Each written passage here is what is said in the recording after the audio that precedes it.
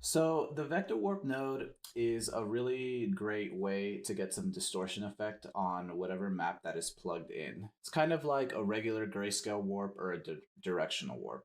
The only big difference with this one is that it's actually driven by a color map. And that's why in the previous video we talked about that color map that we were given from the flood fill. So this is a really nice way to get some nice variation in the grunges you use and things like that that you put over a texture. So one of the biggest things that I see from students or new people trying to learn Substance is when they try to make, let's just bring in some really simple bricks. So we're just gonna put these down and we're gonna do a square. Let's see. We're gonna bring down the shape a little bit or the scale a bit. We're gonna offset them randomly, and we're just gonna plug this in. Okay, cool. So we have some pretty basic brick shapes.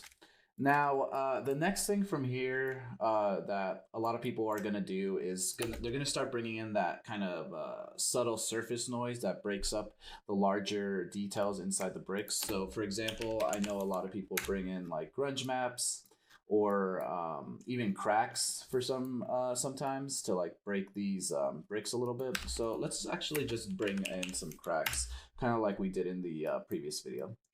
So if we did a nice cells and lower the scale, we're gonna do an edge detect very quickly. Okay, so we have like some pretty basic cracks. Let's just blend these two, and let's do a multiply, and let's just kind of bring it down a little bit here.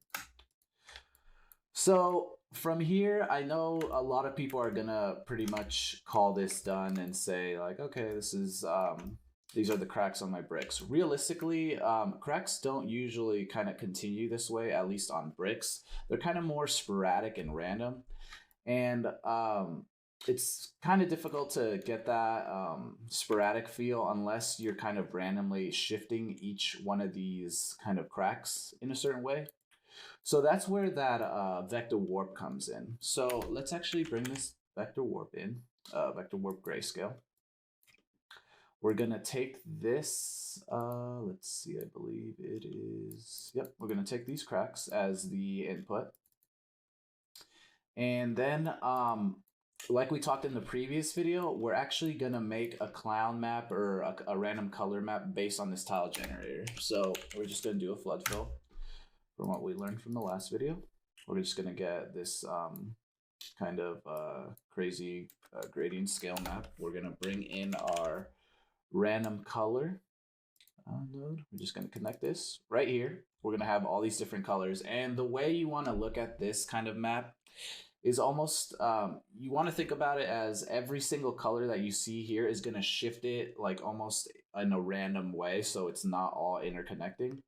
So if we actually use this as our vector map, you'll notice instantly that each one of these cracks have been almost moved or offsetted in some in one way or another. So if we actually just bring the intensity of this vector warp down to 0, and if we start pushing it a little bit, you'll start noticing that each crack is starting to get kind of broken up, and every time we move the intensity up, it's just getting more and more kind of random and sporadic. So let's actually, instead of just connecting this map, we're just going to connect this vector warp.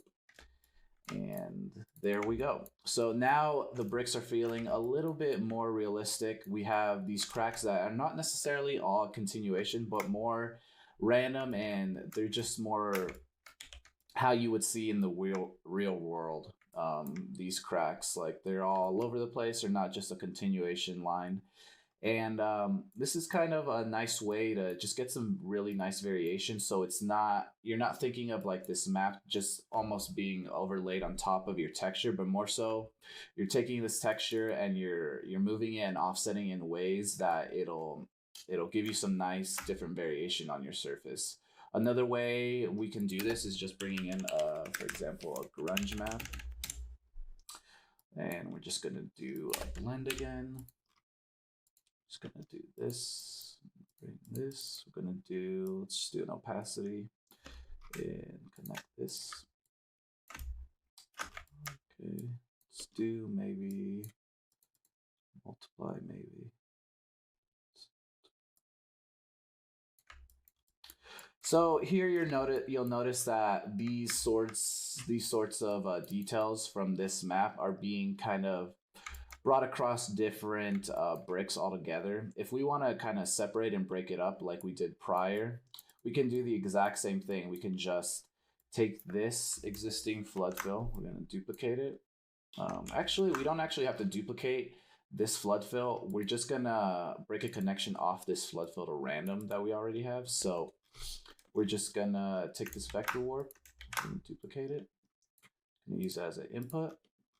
I'm going to take this flood fill connection, the random color, and instantly you'll see that we're starting to get a nice color variation, or sorry, noise variation on each different brick. So if we just plug this back in, now we're getting something a little more organic and a lot better feeling than if just the grunge was just going over the entire thing without any randomness to it. So this is the way I love using the vector warp grayscale. It's a nice way to distort your image and not have a continuation throughout your entire texture and get some nice breakup in it. Next up, let's talk about the quad transform node.